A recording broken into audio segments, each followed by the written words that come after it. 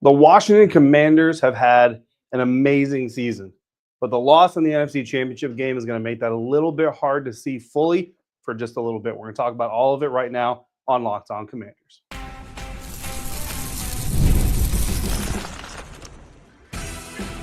You are Locked On Commanders, your daily podcast on the Washington Commanders. Part of the Locked On Podcast Network, your team every day. Welcome inside this episode of Locked On Commanders, part of the Locked On Podcast Network, your team every day. I'm your host, David Harrison, covering the Washington Commanders for Sports Illustrated's CommanderGameDay.com.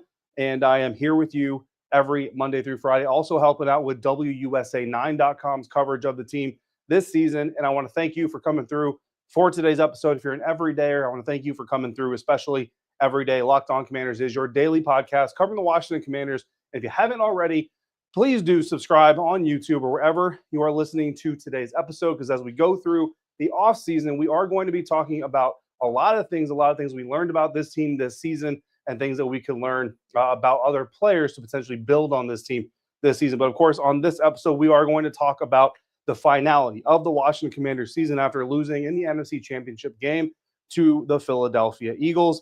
And we're going to do so thanks to FanDuel. Super Bowl 59 is here, and there's no better way to make every play more exciting than with FanDuel Sportsbook. New customers can bet just $5, and if you win, you'll score $200 in bonus bets. So download the app or head to FanDuel.com to get started today. 55-23, the final score between the Philadelphia Eagles and the Washington Commanders. 4 turnovers on the day total for the Washington Commanders offense. Just not the way that the Washington Commanders wanted to go out of this season, not the way that you wanted to see the Washington Commanders end this season, not the way that I wanted to see the Washington Commanders end this season. And when you listen to Jayden Daniels speak in his postgame press conference, if you did, let out a cuss word, a little bit more emotion than we've ever seen from him at a podium before. And it really just kind of speaks to the character of the competitor that is Jayden Daniels.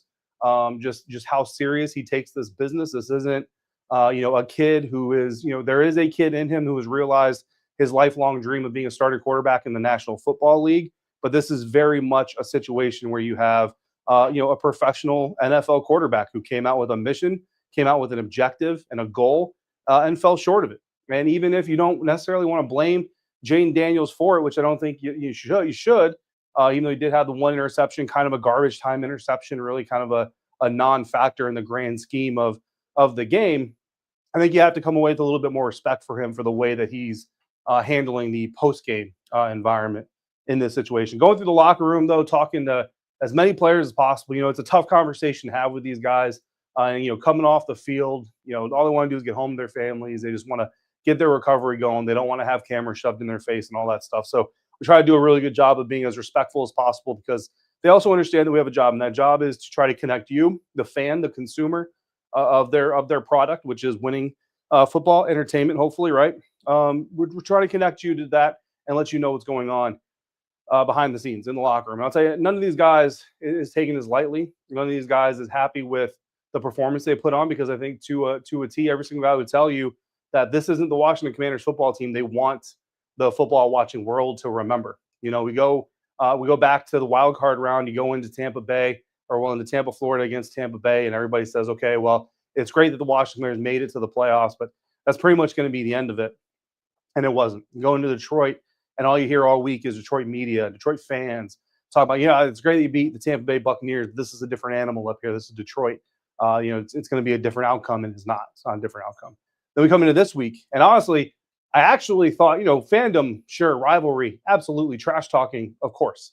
But I really thought that the Philly media, Philly fans would have a little bit more respect for the team, given that you've seen them play twice. You've seen kind of what they're capable of when they are on firing on all cylinders. Lost a game to this very Washington Commanders team, but really a lot of disrespect this week leading up to this game as well. So I know a lot of Commanders fans, I know a lot of even Commanders media. Like, we go on these radio shows and people say, what makes you think the Washington Commanders have a chance to even stick with a team like the Philadelphia Eagles? And we try to lean on history and say, well, not only did they stick with them for 2 games, but they beat them in one. They probably should have beat them in a second one.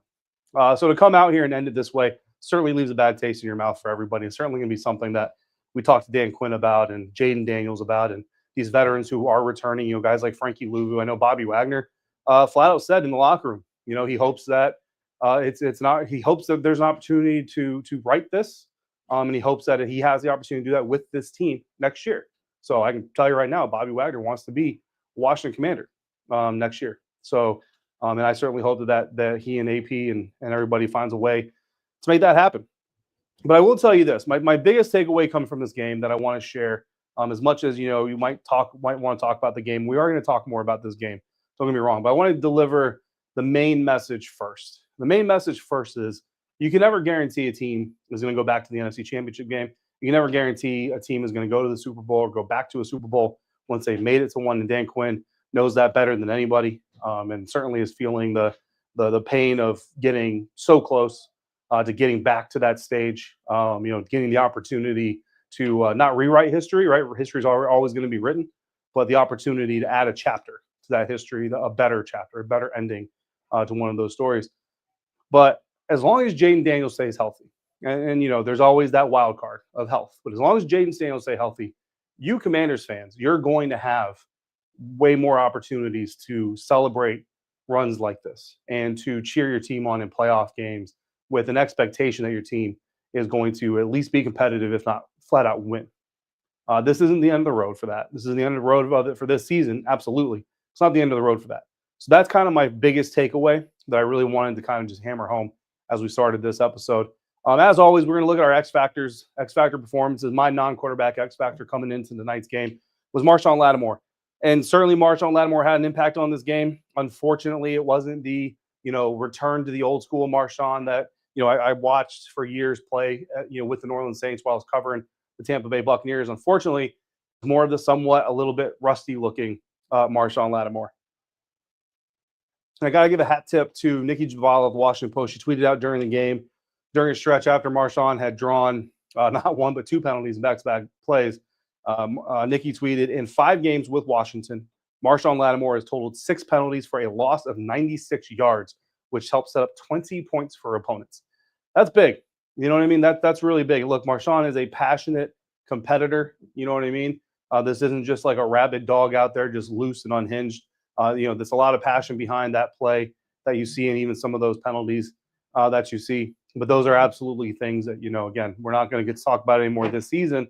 When you look back at this team coming back in 2025 for the 2025-2026 season, that's going to be you need to see a better Marshawn there. And I think you will. I think, getting healthy and getting to go through training camp and OTAs and mini camps and do all those things and be a part of the install from the start and all those parts of it, I think you're going to see a better version of Marshawn Lattimore next season. But unfortunately, not the X factor. He was an X factor to a certain extent, especially during that stretch there at the end of the first half, but not the X factor that we wanted him to be. Insiders chose Frankie Luvu, and I think Frankie had a very solid individual game. Certainly there was a stretch there if you watched the game, the continuous encroachments that led to the wild. I'm very curious to watch the TV broadcast of this, because I'll tell you, when the head official came up there on the mic and said, Washington has been warned that one more encroachment penalty and will award points. That's wild to me. First of all, it's not something that I ever thought was even possible, but for them to just announce that in the stadium was just kind of wild to me. And I'd have to go through some rule books and try to confirm whether or not that's even a thing that can be done. So, I'm curious to see what the TV broadcast had to say about that. But ultimately, Frankie Luvu finishes with 4 tackles, a sack. The sack was a really big one, helped get the Washington Commanders off the field in a big spot. So Frankie Luvu certainly showed up for the team. I had a little bit of a conversation with him. Obviously, he did his interview, but I had a little side conversation with him. Just told him to keep his head up. He's a dog. He's a beast. All that stuff. We're going to get another opportunity to talk to these guys Monday in the locker room as they clean out for the offseason. So we'll have more for that as well coming out this week. What turned out to be the X factor, not really a player, man, but the turnovers. Again, you can't turn the ball over. We talked about this. I think we said no turnovers includes turnovers on downs by going for a 4th down and not coming up with the first down conversion. You can't do that. You can't do that against one of the best teams in the NFL. You can't do that against arguably the best team in the NFC. Certainly the team that's going to represent the NFC in the Super Bowl. And you can't do it in a playoff environment. The Washington Commanders, unfortunately, did that. So turnovers ultimately undid the Washington Commanders. Of course, we had 3 things that we needed the Commanders to do in order to guarantee victory. They lost, so clearly they did not achieve All three of those things, we'll break them down. Coming up next on today's episode of Locked On Commanders, part of the Locked On Podcast Network, your team every day. And we're doing that thanks in part to our friends at LinkedIn. As a small business owner, your work doesn't end when the clock hits 5. Your business is always on your mind, which means when it's time to hire, you need a partner that works just as hard as you do. And that's where LinkedIn Jobs comes in. When you clock out, LinkedIn clocks in. LinkedIn makes it easy to post your job for free, share it with your network, and get qualified candidates all in one place. LinkedIn's new features can help you write job descriptions and then quickly get your job in front of the right people with deep candidate insights. And here's a pro tip. Add the hashtag hiring frame to your profile picture to double your reach to qualified candidates. No wonder 72% of small businesses say that LinkedIn helps them find quality hires. So again, you can post your job for free at linkedin.com/LockedOnNFL. Add that hashtag hiring frame to your profile picture to double your exposure. That's linkedin.com/LockedOnNFL to post your job for free. Terms and conditions apply. If you want to get even more out of the Locked On Commanders podcast, all you got to do is become an insider at joinsubtext.com/LockedOnCommanders. Do that today. And look, I know the season's over, but football, as you well know, is a 12-month sport. So we're not done. Next up, my eye is going to be on the Senior Bowl. We're going to be looking at some stuff. We got some exit interviews. We've got post-game or postseason press conferences to talk about still. We're not going to spend a lot of time talking about this game specifically, but we are going to do some similarly formatted season long, right? Like lessons learned, AARs, things like that. And then we've got Senior Bowl prospects to look at. I'll be in New Orleans for the Super Bowl, so I'll be trying to bring you some interviews with maybe some Commanders, down there that are going to be down there in New Orleans, and whoever else I can dig up and find for you guys, things like that. So, we'll see how it goes. But the offseason is not going to be an offseason for me. We're still going to be going 5 days a week strong. So there's still going to be plenty to get out of the Insider program, including Insider-only Zoom conferences. We're going to do one after this live episode. We'll do them throughout the offseason as well. I can't promise that they'll be weekly, but we'll do them here and there as the offseason goes on and as there's cause to do so. So again, join subtext.com/LockedOnCommanders. You get the first 2 weeks for free, so you can check it out. So 3 things that we told Louis DiBiase of Locked On Eagles that the Washington Commanders needed to do in order to assure victory tonight. Contain Saquon Barkley, of course, relatively speaking, because Saquon is Saquon. Number 2 is get after Jaylen Herz. Number 3 was to render Quinyon Mitchell obsolete. Number 1, containing Saquon Barkley, relatively speaking. Again, I kind of went on the record on SiriusXM Sunday morning and said, I think I put the number at 150 yards of offense. If Saquon Barkley has over 150 yards of offense, then I feel like the Philadelphia Eagles probably come out with a win. Well, it didn't even take that much. Saquon Barkley finishes with 118 yards rushing on 15 carries. That's a 7.9 yard per carry average. 3 rushing touchdowns. Did have 1 catch for 4 yards. So he got over 120 yards, but did not have to get to that 150-yard mark because, again, was not contained all that well. A 60-yard touchdown run on his very first carry of the game. And if you remember, going back to our pregame episode, we talked about this. We said we broke down kind of the Jamison Williams reverse run touchdown in the divisional round for the Detroit Lions, kind of broke down how similar how that play broke down from the defensive front, not flowing with the play, not holding their gaps. The second level, not flowing with the play. And then the third level, not taking good angles, not containing that run on the sideline, pushing it out of bounds or getting a tackle. Well, that 60-yarder from Saquon Barkley pretty much went almost about as carbon copy as you can get without it being an actual reverse, right? It's a stretch play. It's an outside zone run.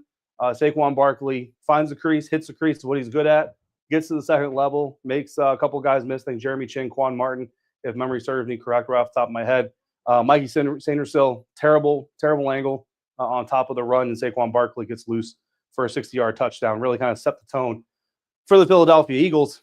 From there, never trailed in that game. So from that point on, they never trailed. It wasn't the game-winning score. Obviously, the Commanders did put up 23 points, but from that point on, the Philadelphia Eagles never trailed in this game. So clearly, again, he didn't get 150 yards, but he certainly did his damage, not just that 60-yarder, but there were some opportunities for Saquon to have some important runs and some big runs down the stretch. There was a stretch, though, there. Alex Flum of DC News Now was actually kind of keeping track on a per-carry basis, and there certainly was a stretch there where the Commanders defense was able to keep Saquon kind of a little bit more in check in the second half. And while that's good, it kind of makes it almost, even more frustrating when you demonstrate you can do something. You just, like these guys talked about all week, can't do it for 60 minutes like they needed to. Number 2 is get after Jaylen Herz. Jaylen Herz had a visible sleeve or hard brace, rather, I should say, on his left knee. Landon Dickerson started in place of Cam Jurgens, who was dealing with a back injury. Landon Dickerson himself actually ended up getting injured during this game, so Cam Jurgens was active to basically be an emergency center in case they needed him. It turns out they needed him, so he ended up coming in. But, what Joe Witt said about Jaylen Herz is if he's going to run the ball, and if the coordinator makes the decision for him to run the ball, we're going to treat him like a running back. We're going to hit him that way. Well,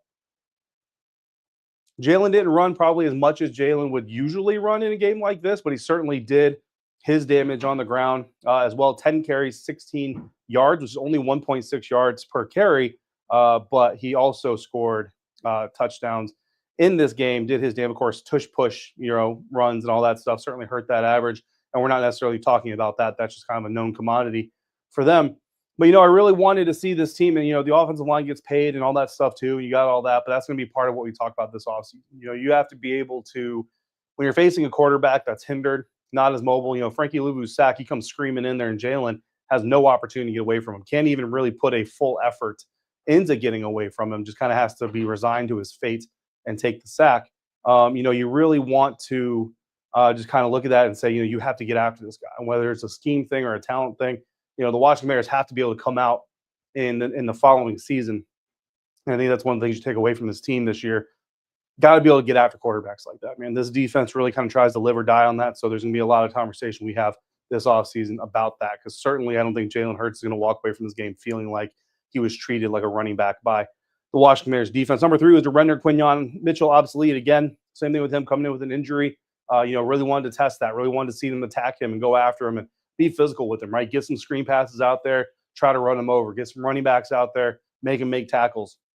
Didn't really see them do that a lot. Didn't target him a whole bunch, but ends up getting an interception late in the game. Again, I'm not going to really hold that interception against Jayden Daniels because it's one of those garbage time situations, so I'm not going to put a whole lot of stock in there. But bottom line is Washington Commanders did not really attack the injuries on this roster. And look, maybe that's kind of just their thing. We're not going to be special, and we're not going to look for that part of the weak spot. I don't know. I've never really understood that part of football strategy, to be quite honest with you. I come from a military background, and if your enemy has a weakness, you go after that weakness, you try to exploit it. You certainly want to keep your own identity and keep what you do good going as well as possible. But there's no reason not to seek out their weaknesses and see if you can exploit them a little bit. The Commanders did not do much of that today. And then Quinyon Mitchell ends up, after the interception, gets to mock Terry McLaurin, Scary Terry celebration. So maybe a little bit of an NFC East rivalry brewing there between that cornerback and Terry McLaurin. So coming up next, we are going to identify the play of the game, when we are going to give some flowers to some Commanders who did have solid individual performances, even if it didn't lead to an overall team win. That is coming up next on today's episode of Locked On Commanders, part of the Locked On Podcast Network, your team every day. And we're doing that thanks to our friends over at FanDuel. Today's episode is brought to you in part by FanDuel, the America's #1 sports book. Super Bowl 59 is here. One game, 2 teams, endless possibilities.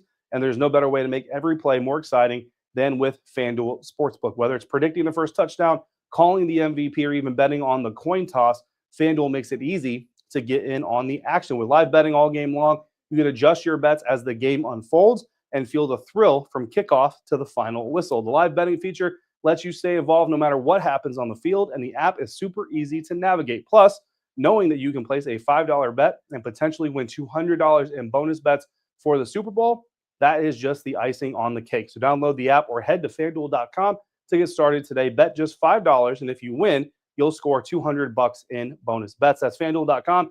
Bet with FanDuel, official partner of Super Bowl 59. Wrapping up this live episode of Locked On Commanders, we are here on site at Lincoln Financial Field, the Link in Philadelphia, Pennsylvania, where the Washington Commanders season has come to an end thanks to a 55-23 loss at the hands of the Philadelphia Eagles. The play of the day, positively for the Washington Commanders, not the play that turned the tide. Like I said, I kind of stick with the Jeremy McNichols fumble on the kickoff return. The Eagles scored a touchdown. Minute 44, you got timeouts in your pocket. I feel like if the Commanders get the ball back there, Jayden Daniels is going to find a way to take them down the field, put points on the board, and that thing is really a different type of game as we enter the half. However, Jeremy McNichols fumbles that ensuing kickoff. Eagles get the ball back. They put up points. Now, the Commanders still go down and put up 3 points, which only serves my points of expecting Jayden to go down and put points up there in that situation. But that turnover there really kind of not sealed the deal, but certainly a big momentum point there in the game. But positively for the Washington Commanders, the play of the day for me is going to be the Terry McLaurin catch and run.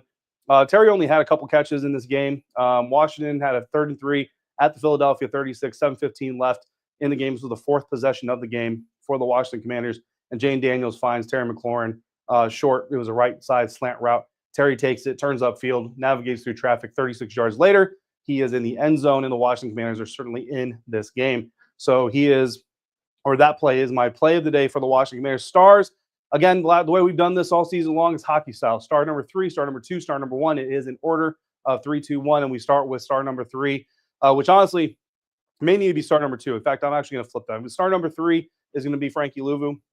Again, just, he's a dude. And look, maybe you were annoyed by the penalties, the repeat penalties. I know some people found it funny. Some people thought he was just kind of acting out, and with the way the game was going, it might be a little bit of all of it. But at the end of the day, that's just kind of who Frankie is. He's going to be all energy all the time. Doesn't matter the context of the game. He is not going to walk off a field not knowing that he gave 110% to that winning victory. Again, finishes the game with 4 tackles, 1 sack on the game. But Frankie Luvu just constantly giving you everything that Frankie Luvu can give you. He's going to be star number 3. Star number 2, man, is going to be tight end Zach Ertz. And, listening to him in the post-game locker room, he didn't say flat out that he wants to come back and all that stuff, but it sure sounds like he is a dude that wants to come back. He was very emotional coming off the field. I didn't video them. Look, there's video out there. I know a lot of people were videoing those guys coming off the field. Me personally, I didn't feel like it was right. I didn't, and that's just, it wasn't right for me. Not that it's not right for other people. Certainly it's part of the job. Certainly they're well within their right to do so. So I don't take that as I'm like criticizing anybody else. I just didn't feel right videoing those guys coming off the field. But I can say Zach Ertz, very emotional. 11 catches, 104 yards in this game against Philadelphia Eagles. Philadelphia fans, look, it's easier to do so when the Eagles win, right? But Philadelphia fans gave him a roaring applause and cheer as he walked off the field. He embraced with former Eagles teammate Fletcher Cox, had a nice long conversation with him, things like that. So, very tough night for Zach Ertz. Hopefully it's not the last time we see him on a football field. I kind of have the take, like if you're hurdling dudes at the end of the NFC Championship game, in your age and your experience in the league, you can play another year. So I'd love to see Zach Ertz come back. If Zach doesn't come back to playing and decides to get into coaching, I'd love to see him here as an assistant tight end coach with David Rye and Cliff Kingsbury. So we'll see how that works out. But Zach Ertz is going to be our star number 2, and then Jayden Daniels is going to be our star number 1. Again, we started off this episode with me telling you what you already know. You got a special quarterback here, guys. You got a quarterback that loves the game, loves the preparation of the game. I think that's a big part. He not only loves playing the game, not only loves, maybe the money or whatever the game gives him, but he enjoys the preparation. He enjoys the dirty work, right? He doesn't just enjoy the house. He enjoys building the house, if that makes sense. 29 for 48, a lot of passes on that shoulder today. 255 yards, 1 touchdown, 1 interception, 72.8 passer rating, 6 carries, 48 yards. He was the leading rusher for the day for the Washington Commanders. That is a problem that we will talk about all throughout the offseason. 8 yards per carry average and a touchdown. 19-yard run was his long of the day. And again, you guys got a special quarterback here to cheer for. I've got a special quarterback to cover, and the Washington Commanders have a special quarterback to lead them into what I expect to be and what I anticipate being a new stretch, window, era, whatever you want to call it, man. Washington Commanders fans, you guys have had to eat crap. You guys have had to be the butt of jokes. You guys have had to hide your gear. You guys have had to watch from home as opposing fans fill your home stadium. You guys deserve a lot better. I think you finally are getting it. This is one season. There's no guarantees. But I do believe that this season is indicative of the start of a much better version of Washington Commanders football. And I'm going to be here with you every step of the way, including during the offseason. So that means this is not our last episode. Tomorrow, we will have another episode. We are scheduled to go into the locker room at 1 p.m. Eastern time. Dan Quinn is scheduled to talk at about 5 p.m. So keep your YouTube streamers handy because the team should be streaming that. Adam Peters will not be there. He is headed to the Senior Bowl, according to a team spokesperson. So he will be in Mobile getting some work done on find out who the next commanders are going to be for this draft class. So he's going to be doing what he needs to do. We're going to be doing what we need to do. And whether it's After that, on Monday night or early Tuesday morning in some way, shape, or form, you'll get 5 episodes this week. I promise you that. For now, I'm going to go back. I'm going to go to the hotel room. I'm going to pack up. I'm going to grab my wife. We're going to drive home, and we're going to do it safely. And I hope you do as well. For your next listen, please check out the Locked On NFL podcast. It's twice a day, all new format. It's been doing great. I appreciate all of you who have supported it. It's been a lot of fun being a part of that revamped Locked On NFL format. And I want to thank you for coming through for Locked On Commanders everydayers. If you are an everydayer, I want to thank you for coming through every single day. And of course, if you're out and about, especially if you're driving home from this Philadelphia Eagles Washington Commanders game, I hope you're doing it safely, even if you're not doing it happily. And I will speak to you next time on another episode of Locked On Commanders, part of the Locked On Podcast Network, your team every day.